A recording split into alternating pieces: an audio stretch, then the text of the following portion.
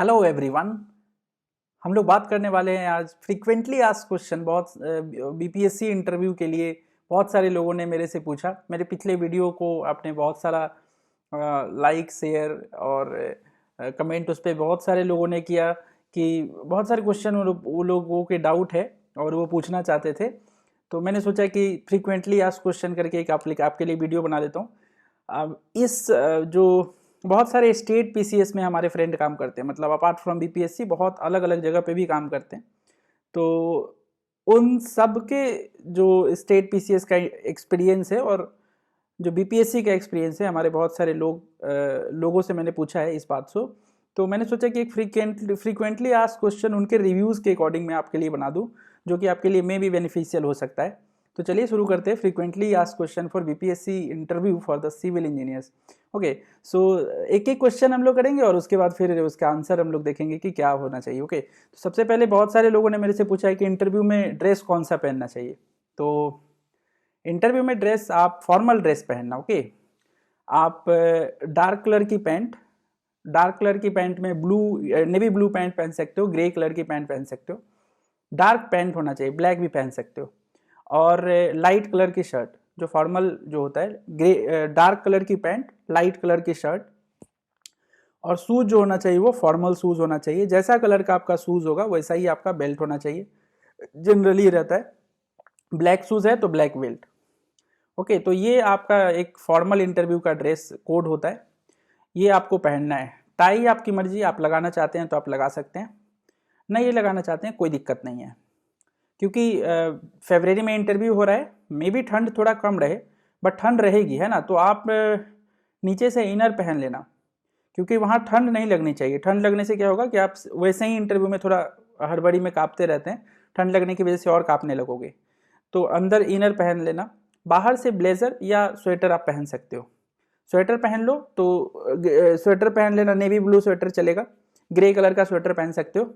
और अगर ब्लेजर डालने का मन है तो भी आप ब्लू या ब्लैक ब्लेजर आप आराम से पहन के जाइए, कोई दिक्कत नहीं है। जिनके पास ब्लेजर नहीं है वो खरीदने की जरूरत नहीं है। आपको बहुत मन है ब्लेजर पहनने का तो किसी से मांग लेना, वहीं पे कोई ना कोई पहन के आया होगा, उनसे बोलना कि मैं इंटरव्यू दे के आता हूँ फिर आपको लौटा दूंगा। तो ऐसे आप कर सकते हो, आपकी मर्जी। खरीदने की जरूरत नहीं है ना, आप स्वेटर से भी काम चला सकते हो। आपके पास जो है उसमें मिनिमम इन्वेस्टमेंट में मैक्सिमम आउटपुट लेके आना है। लास्ट में देखेंगे हम लोग कि मार्क्स कैसे कैसे इंटरव्यू में डिसाइडेड होते हैं, कि आपको कैसे कैसे बेसिस पे मार्क्स मिलेंगे। तो उनमें से आपको पता चलेगा कि ड्रेसिंग पे बहुत ज़्यादा मार्क्स है नहीं। चलिए, उसके बाद है कि गेटअप कैसा रखें। बहुत सारे लोग बियर्ड रखते हैं, दाढ़ी वाड़ी बढ़ा के रखते हैं और केजीएफ टाइप के स्टाइल में रहते हैं वो, है ना। तो बाल आपका फॉर्मल बाल होना चाहिए, फॉर्मल कट आप बाल का वो जाके सलून में बोल दो कि भाई मुझे इंटरव्यू में जाना है, मुझे बना दो, तो वो फॉर्मल तरीके से बाल काट देगा। रंग वंग यहाँ पे लगा के नहीं जाए, यहाँ पे कुछ लड़के रंग लगा के रखते हैं, लाल पीला ब्लू, तो वो ना रखें, ब्लैक ही रखें। और जो बियर्ड है वो क्लीन शेव रहे, या 1 नंबर या 2 नंबर ट्रिमर पे सेट करके आप रख सकते हो। आपकी मर्जी, आप पे जो सूट करता है। फॉर्मल लेकिन दिखने चाहिए, मतलब ऐसा नहीं लगना चाहिए कि आपसे इंटरव्यू में यही क्वेश्चन पूछा जा रहा है कि बाल क्यों रंगे हो। तो बाल क्यों रंगे हो आपसे क्वेश्चन पूछेगा तो नंबर भी वही उसी हिसाब से देगा, बाल कैसे रंगे हैं या क्यों रंगे हैं। आपसे टेक्निकल क्वेश्चन पूछना है ना उनको। तो इस टाइप से बन के जाओ कि आपका जो गेटअप है और आपका जो कपड़ा है उस पर कमेंट वो ना करें। कमेंट मतलब उससे से क्वेश्चन ना पूछने लगे। अगर उससे क्वेश्चन पूछेंगे तो ऑब्वियसली कम नंबर देंगे आपको।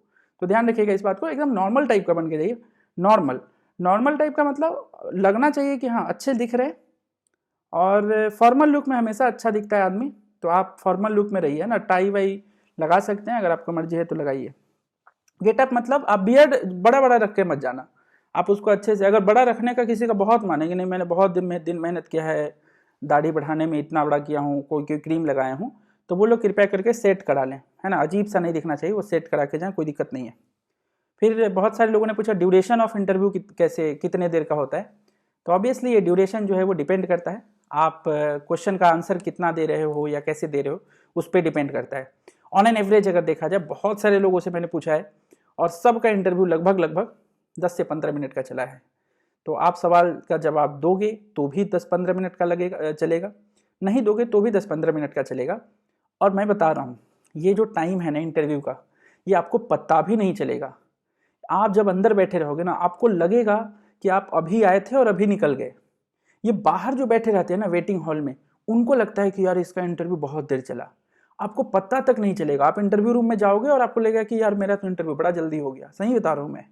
तो ये बिल्कुल डरने की जरूरत नहीं, क्योंकि वहाँ पे एकदम बिल्कुल वार्तालाप होना है। जैसे मैं आपसे अभी बात कर रहा हूँ, या आप अपने किसी घर से बात करते हो, या हो सकता है किसी स्ट्रेंजर से आप बात करते हो। स्ट्रेंजर से कैसे बात करते हो? ट्रेन में किसी से कैसे आप बात करते हो? लड़ाई तो करते नहीं हो उसके साथ जाके, उसके साथ बड़ा अच्छे से हंस बोल के बात करते हो। उसी टाइप से आपको इंटरव्यू में भी जाके हंस बोल के बात करना है, और जो आता है वो जवाब दे के आ जाना है।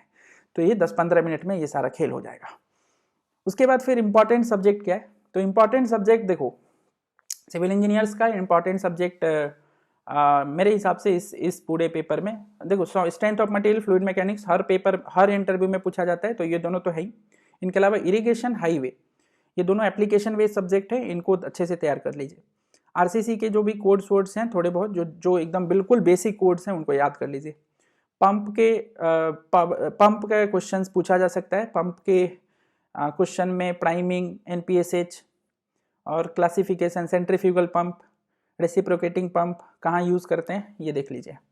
ये इंपॉर्टेंट है एप्लीकेशन बेस्ड में। जब भी आप इरिगेशन भी आप पढ़ रहे हो तो एप्लीकेशन पार्ट को देखें। पानी कैसे पहुंचाते हैं आप घर में, जैसे वाटर पाइपलाइन कैसे, किस बेसिस पे लगाते हैं, कितना उसकी प्रॉपर्टी होनी चाहिए, पानी जो पीते हो उसकी क्या प्रॉपर्टी होती है उसमें, बाकी जितने भी कॉन्स्टिट्यूएंट्स हैं उनका कितना कितना अपर लिमिट रेशियो का होना चाहिए। फ्लोराइड अगर पानी में हो जाएगा तो उसको ट्रीट कैसे करें। इस टाइप से जो भी क्वेश्चंस हैं उनको आप देखें। आप पढ़े हुए हैं पहले से, मैं बता रहा हूँ। देखो टेक्निकल है तो ये टेक्निकल इंटरव्यू, बट ये टेक्निकल इंटरव्यू जितना आपको मेंस के टाइम पे आता था ना, अगर आप उतना कर लिए तो आपके लिए इंटरव्यू बहुत ज़्यादा टफ नहीं होगा। जितना अपने मेंस के टाइम पे आपको नॉलेज थी, उतना ही नॉलेज जाके लेके और जाके इंटरव्यू में बैठ जाओ। क्योंकि मेंस 2 साल पहले हुआ है, तो 2 साल पहले में सब भूल गए होंगे, बहुत सारे लड़के भूल गए होंगे। तो आप उतना ही कम से कम कर लो कि मेंस का जितना लेवल आपका मेंस तक था, उतना ही लेवल लेके इंटरव्यू रूम में चले जाओ। आपका इंटरव्यू बड़ा अच्छा हो जाएगा। आपको कहीं कुछ पढ़ने की जरूरत नहीं है, थोड़ा बहुत अपना देखो लो, उतना लेवल लेकिन हासिल कर लो। 10-15-20 दिन का समय है, उसमें करिए और हो जाएगा। इसमें कोई ज़्यादा दिक्कत नहीं आएगी। फिर लोगों ने बोला कि गैप ईयर है, क्या करें, क्या किया जाए। अरे गैप ईयर है तो गैप में कुछ किए होगे ना, कुछ तो किए होगे, तैयारी किए होगे, कुछ तो किए होगे। मान लो कोई जॉब किया होगा, प्राइवेट नौकरी किए होगे, ट्यूशन पढ़ाए होगे, खाना बनाए होगे, तैयारी किया होगा, रूम लेके रेंट लेके तैयारी किए हैं। तो जो किए हो वो बता देना। गैप ईयर ज़्यादा है कम है इस पर नंबर नहीं मिलेगा।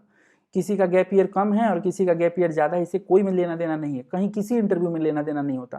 प्राइवेट कंपनी का इंटरव्यू थोड़ी है, गवर्नमेंट का इंटरव्यू है। जितने लोग एलिजिबल हैं इंटरव्यू के लिए, सब लोग बराबर हैं। तो गैप ईयर के लिए बिल्कुल माथा पच्ची नहीं करना है कि बचाने के लिए कुछ बोल रहे हैं कि क्या बोलें क्या नहीं बोले। कुछ नहीं, जो किए हो बता दो भाई।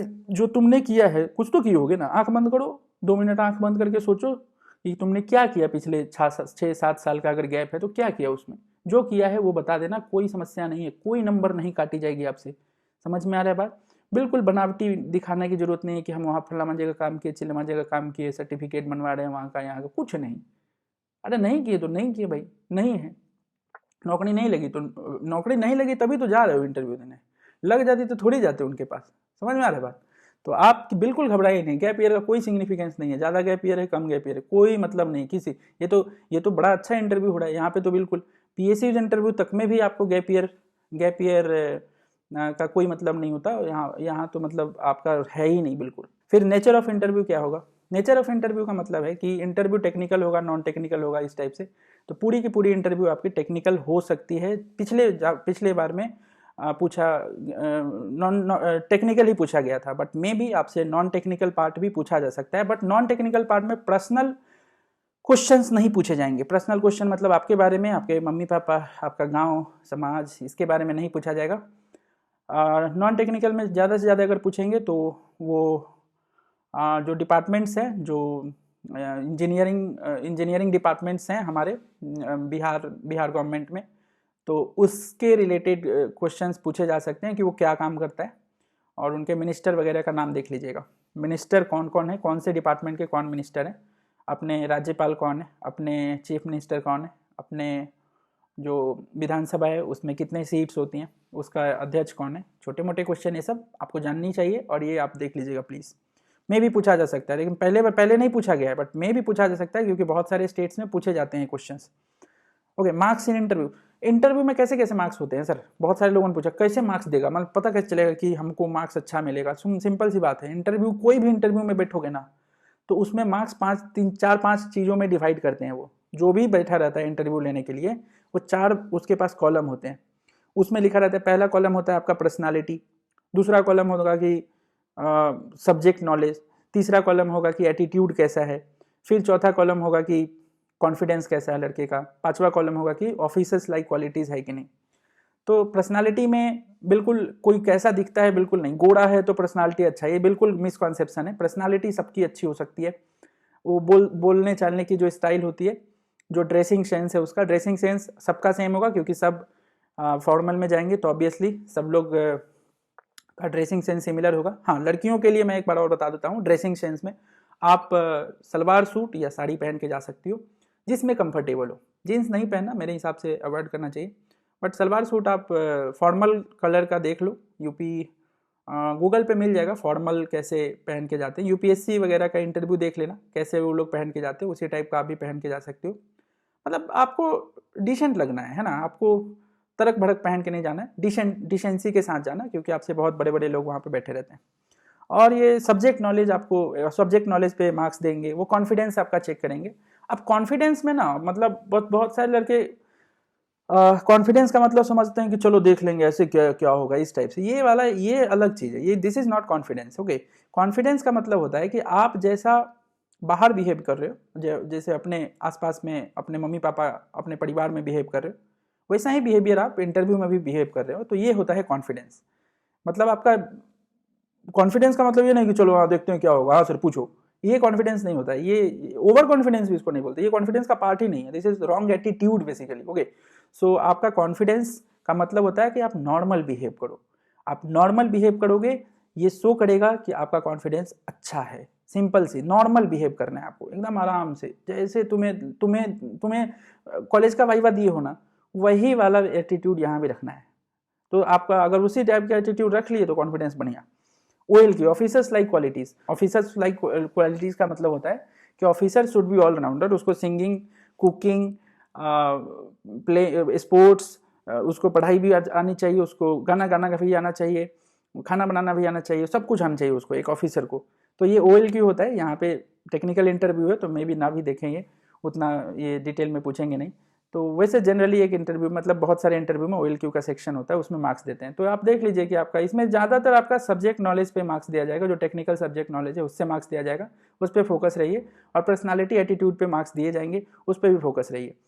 इसके बाद अगर आप एक कुछ बच्चों ने पूछा कि सर मान लीजिए कि हम इंटरव्यू में गए और मेरे से एक भी क्वेश्चन मतलब पहला क्वेश्चन ही नहीं बता पाए, या दूसरा क्वेश्चन पूछा वो भी नहीं बता पाए, तीसरा भी नहीं बता पाए, तो क्या मतलब कैसे होगा मेरा, तुम मतलब फेल कर देंगे? बिल्कुल ऐसा नहीं है। आप पहले क्वेश्चन आपसे पूछा नहीं आता है, बोल दीजिए नहीं आता है सर। दूसरा क्वेश्चन पूछा नहीं आता है, बोल दीजिए नहीं आता है। तीसरा क्वेश्चन पूछा नहीं आता है, बोल दीजिए नहीं आता है। तो फिर वो आपसे पूछेंगे क्या पढ़ के आए हो। जब ये ऐसे जब होने लगेगा ना तो आपसे पूछेंगे कि क्या पढ़ के आए हो। तो जब आप बोलोगे ना कि सर मुझे नहीं आता है क्वेश्चन, तो उस समय आपको कॉन्फिडेंस नहीं दिखना है, आपको रिग्रेट की फीलिंग थोड़ी सी होनी चाहिए। रिग्रेट की फीलिंग मतलब जैसे आपसे कोई बोले कि फलाना क्वेश्चन, मैंने क्वेश्चन पूछा तो आपको बोलना है कि सॉरी सर मुझे नहीं आता। तो आपको ऐसे नहीं बोलना है सॉरी सर ये मुझे नहीं आता, ऐसे नहीं बोलना है सॉरी सर ये मुझे नहीं आता, बोलना है सॉरी सर ये मुझे नहीं आता। मतलब थोड़ा एकदम मतलब चेहरे पे ऐसे मासूमियत सी शक्ल बना के बोलना कि भैया हमें नहीं आ रहा, हमसे मालिक मुझसे दूसरा क्वेश्चन पूछ लो, ये मुझे नहीं आता। मतलब थोड़ी सी आपके रिग्रेट की फीलिंग होनी चाहिए। ऐसे नहीं बोलना नहीं आता मुझे, इस टाइप से नहीं, आराम से। दूसरा भी नहीं आता तो रिग्रेट की फीलिंग होनी चाहिए। तो फिर अगर जब आप ये ऐसे कंटिन्यूसली पूछेंगे ना, हो सकता है ऐसे कि बहुत लड़कों के साथ होता है, इवन मेरे साथ ही बहुत सारे इंटरव्यू में ऐसा हुआ था और मैंने बैक किया था फिर। तो आपसे वो पूछेंगे कि फिर आप क्या पढ़ के आए हो। तो जब क्या पढ़ के आए हो, जब आपको वो बोल दिया कि क्या पढ़ के आए हो, तब आपको 2 सब्जेक्ट ऐसे रखने हैं जो आप बोल सको कि भैया हम ये सब्जेक्ट पढ़ के आए हैं, भैया हम स्ट्रेंथ ऑफ मटेरियल और फ्लूइड मैकेनिक्स पढ़ के आए हैं, लेकिन अब ये 2 सब्जेक्ट पढ़ के आए हैं और उसमें से भी अगर तुमसे भी पूछें और तब अगर तुम बता दिए तब तो तुम पास हो गए, बढ़िया नंबर मिल जाएगा। अगर तुम नहीं बताए तो फिर तुम्हें मार्क्स कम मिलेंगे। तो प्लीज़ जो लोग पूरा सब्जेक्ट, एक तो पहले तो पूरा सब्जेक्ट पढ़ के जाना है आपको, जो भी आपके, मैंने बोला मेंस के टाइम पे जो भी सब्जेक्ट आपने पढ़े थे उन सबको रिवाइज करें।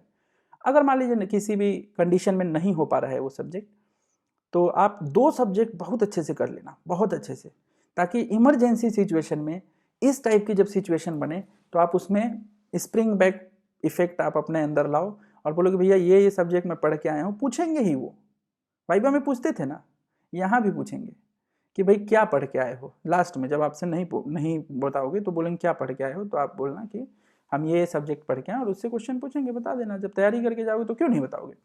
और सब्जेक्ट वगैरह अगर पूछेंगे तो या कॉलेज का नाम पूछेंगे आपसे, या तो आप कृपया करके फुल फॉर्म में ही जवाब दें। मतलब जो भी कॉलेज का नाम है तो शॉर्ट फॉर्म में अवॉइड करें बोलना, पूरा नाम बोलें, है ना। और सब्जेक्ट का नाम भी पूरा नाम बोले। सॉम, मॉस, ये सब अच्छा नहीं लगता सुनने में, तो सॉम बोलना है तो स्ट्रेंथ ऑफ मटेरियल बोलें, फ्लूइड में FM नहीं बोले, फ्लूइड मैकेनिक्स बोलें पूरा। तो पूरा सब्जेक्ट का नाम बोलना। तो मेरे ख्याल से ये बहुत सारे डाउट्स आपके क्लियर हुए होंगे इस वीडियो के माध्यम से। मैंने कोशिश किया है बहुत शॉर्ट में बताने का, वीडियो लंबा हो चुका है, बट फिर भी अगर आपको ये वीडियो अच्छा लगता है तो आप लाइक, शेयर एंड सब्सक्राइब कर सकते हो। पैनिक बिल्कुल नहीं हो, है ना, बिल्कुल पैनिक नहीं होना है। इंटरव्यू में जाओ आराम से, बिल्कुल जाओ, कोई टेंशन नहीं है। तुम्हारे लिए बैठे हुए हैं वो, उनको पैनिक होना है क्योंकि उनको कंडक्ट कराना है बहुत सारे एग्जाम। आपको तो बढ़िया एकदम, आप तो चाह ही रहे थे, इतने सारा प्रोटेस्ट वगैरह कर रहे थे कि इंटरव्यू ले लो। तो नहीं पैनिक हुई है। इस वीडियो को शेयर कर सकते हैं। अगर आपको लगता है वीडियो अच्छा है तो आप लाइक भी कर सकते हैं, sorry. Thank you so much, thank you.